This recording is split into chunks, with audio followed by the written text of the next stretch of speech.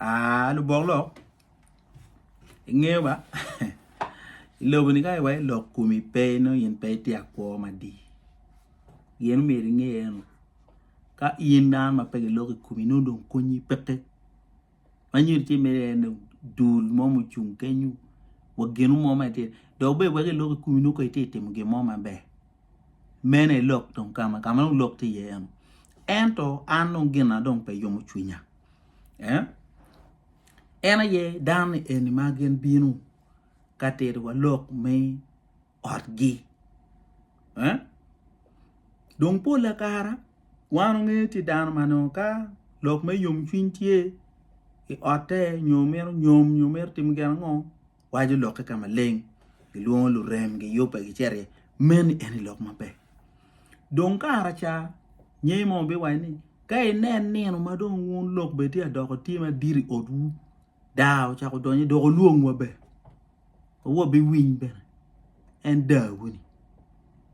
Ko te dai lok a ngoni. Wa wano be win ni kunu. Dok be ma pia wano be na win lok odu. Me da wuni ko neno teru dako ba. Yen wan pa e woro nono. Ka miyo tama wa e mino miya wa dua guwa. Dok be ana ka ane ma pia bini gangi. Neno miyan kono. Indaka ni kada juri ni ning miyan kono. Miyan kono. Pian eni ko wane kiri kong to task bena. Neno. Miyan kono ko. Dok be te deko ko. 3 course meal. Vegetable bet kang nere. Rinyo benu betie. Inga ngagin. Dugi ko wenke wekung wandong. Dok be loki ka iluwa wa ye gangi. Wabi logo no kong wachamo. Men chik me lok oti. Men luon wa yeba. Ena no wele Bokolok. Dong mone eni ginu mone manoko teme. Rien don kere bot wade I wang vuka eni. Mako ko duan chweri ko mako duan dakundi ko mako video ko tim. Ni egune ni wenga email tim na yela pe intim gi. Ento gin ma pier tek ena ni. Ama penye enemy. Ikar ma wunu chonene. Manu furke nyuti ma liet. Pibe unu bayo ko big kiwi. Wangeo pere. Mela penye. Donga yimen in kel ena rache ni borbo. Wanu ngan wi wadong sto me winyi dong. En mo balen anyway. Gina no ini me to de wiwa ena dong ni ho tin no me ma da po du gang o la wo ko bur ko ko o la wo ma en ma ra rejune ni e wan window en ma meta ni ino iber enjoyment ne dong keni pe wange wa pe record be pe tete kar cha ma tia goni left right and center manu amur te malo wara gitia pelu ping weng beri tay ni itir ka ngari ni ti yom chwin won ko gwa wiyo ba mano ngumel chano binu tumero bal nyi lu weru ho ko ngari ho timo ho ngari I mei fu pe waje ba mei fu pe ga waje and now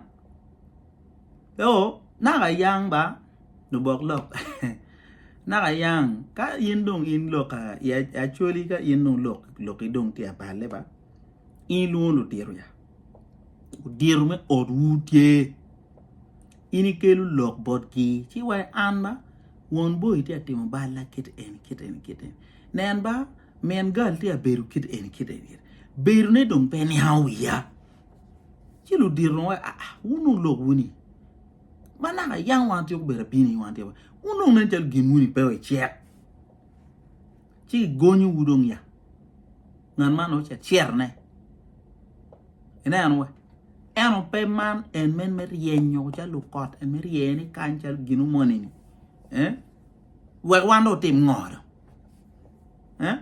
wan no ngi ka mu ra re ma ine bini tar me lo winde wi wan we wa yue ba ngan dak be mir ngeu ni dan anyway we log ni dan we ti log giba ita men ngar mo ti arwe kini ru dan wen we dan nyene mo chanti maraji kum dano gina ngoge jemi duong mo ma school fees kum be chano go wa nang bat Dan futi gamu yamaga ini me ke loki. En don kon ka dan ni eni weng don kon gu team and the same thing ke lok gio weng dok bori. It were mwaje lu dok. Era chiu team be. So kerga yenti loki mo mai down no me du wila worry. Ko tam ben ngai di monti ni ngo. Loka ni mon twero konyo enini kar kan inchi cerka choku choy wang vo mo mangar mo no te kere. Manyuri ngar dong me jak tang ma mege no tang ma megi be.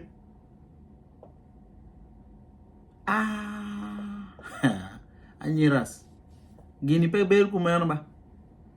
Ka pe wo be re mo ge chingu. Dog be mer nge ni ga yin cha wen loki iwor kamalen. Cha wen loki mo ke wor kamalen. Iwor da ma ti wor ku ni wor ka. Dan mo ber ni giti a winyi loki en dan ti calculating chuore kumi be ba. Ita man ngar mo na ber ka ngeri madi kolo walu remi eni na in pur ber ka ni wen murife ipo ni don Kenya ibi don Keni kon ini ben mer ka nga tayaro loki ko per ibi don Keni dan eni wen no ti angini manyor way gang ti be kar in no dogi lenko mong ma gang ti in waro mong me family in waro mong me tielo in waro dan be chaw ni kare yoba chika dire ma dan chaw weni ibi po ibi gaka be kon abe kon kiran man me tamaba kay bi maga gir ye men megi they mon way me and my what Ka-Bokolok.